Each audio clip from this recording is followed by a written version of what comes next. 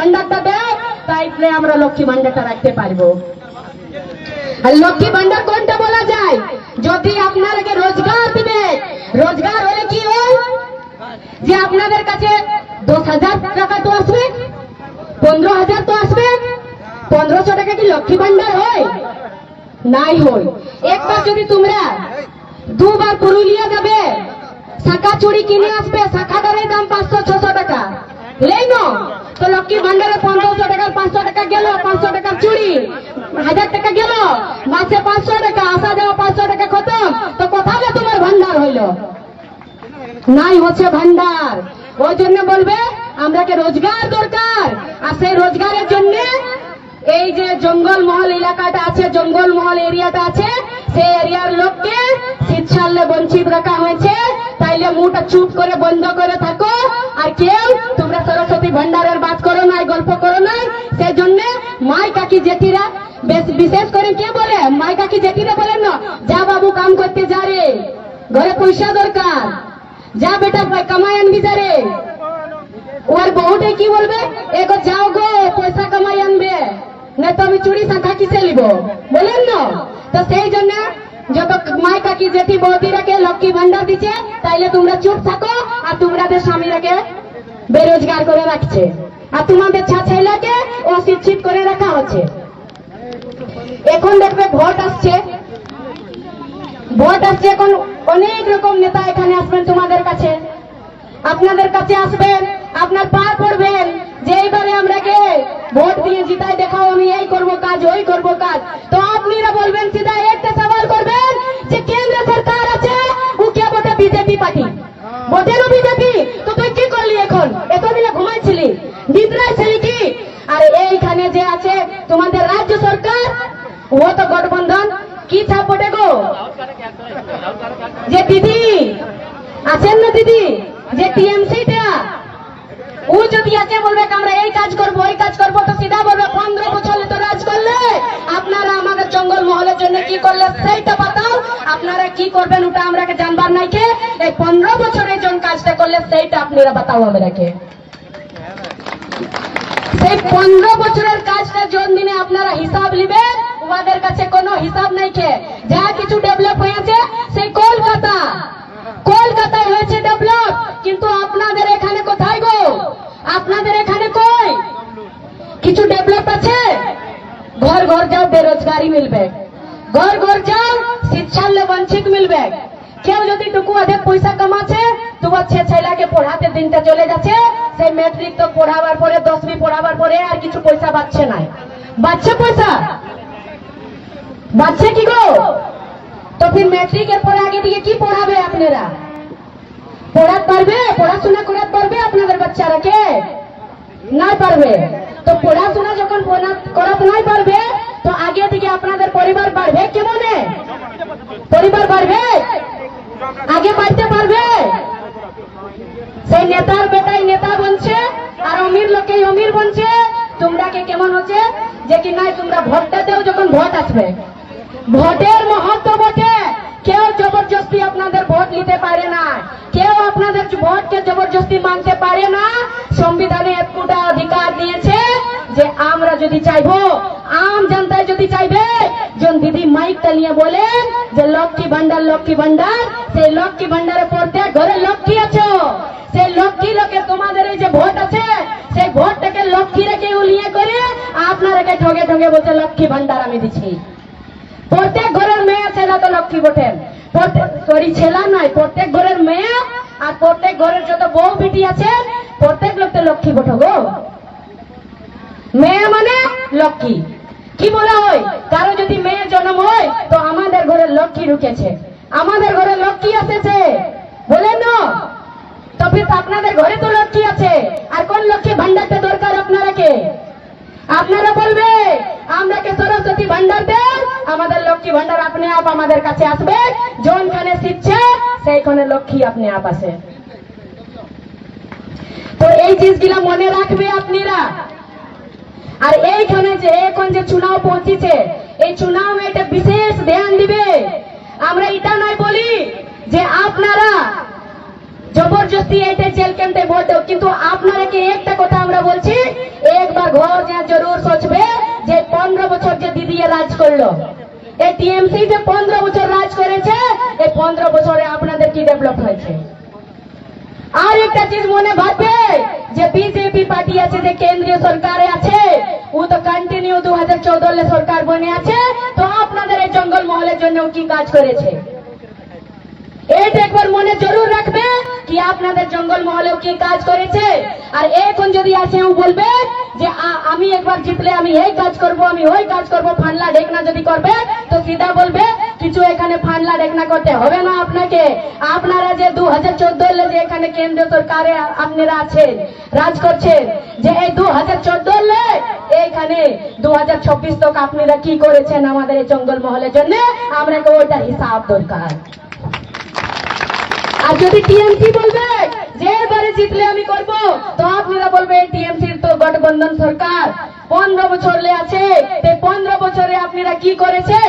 আপনাদের বাচ্চা কোথায় আর আমাদের বাচ্চা কোথায়? আমাদের বাচ্চা, আপনাদের বাচ্চা এখন করোড়পতি বনে আছে, আমাদের বাচ্চা এখন সড়কপতি রোডপতি বনে আছে। তো এই বরাবরই যবে হবে তবে আপনারা বলবেন যে আমি আপনাদের জন্য ডেভেলপ করছি আর আপনাদের জন্য আমি এই করছি। তো এইবারে মনে রাখবে সবাই যে এইবারে একবার বদলাव করা বহুত জরুরি বটে, এইবারে বদলাव হওয়া বহুত জরুরি বটে। এইবারে বলবে আমরা আর কারো কথা শুনবো না, কারো কথা মানবো না, আমরা এবারে আমাদের বাচ্চার ভবিষ্যৎ জন্য আর আমাদের স্বামীদের রোজগারের জন্য আর আমাদের বাচ্চার আর আমাদের মেয়েদের আমাদের ছেলেদের সেই সরস্বতী ভান্ডারের জন্য এবারে আমরা ভোট দিব। বলবে কেন কি বহুত লোক এমন ভাবেন যে আমি তো খালি আঙ্গুটাটা দাবাই নিব, আমাকে 1000 টাকা 500 টাকা 1500 টাকা মিলছে, ভোটটাই তো দিতে হবে, আর কি হবে? তো একটা চিজ মনে ভাববে যে ভোট দিলে আঙ্গুটাটা দাবালে মানে 5 বছরের জন্য নিজের অধিকারটা ওকে দিয়ে দিলে, আপনারা আপনাদের বাচ্চার ভবিষ্যৎটা ওকে দিয়ে দিলে, আপনাদের পরিবারের রোজগারটা ওকে দিয়ে দিলে, যাকে তোমরা ভোট দিবে। এটা ভোটটা সাধারণ ভাবে আগে রাজতন্ত্র লোকতন্ত্র এই জন্য হইল তাকি যে রাজা আছে সে প্রজাকে পরেশান করতে নাই পারুক, প্রজাকে যেমন তং করতে নাই পারুক, ওই জন্য লোকতন্ত্র বোনা আছে রাজতন্ত্রের পরে। লোকতন্ত্রে কি আছে?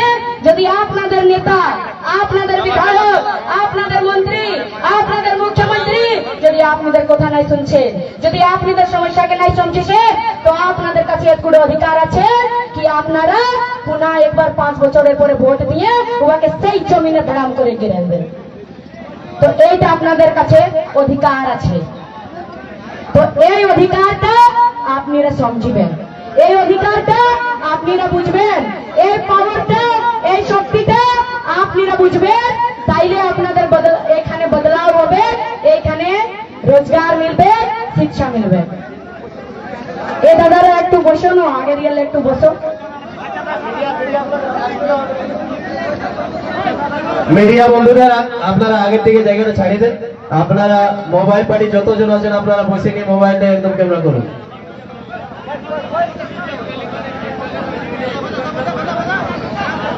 আজ যে এখানে তুলিনে প্রোগ্রাম আছে, তো এত খুব সুন্দর প্রোগ্রাম, এই জায়গাটা এত লোক আসা,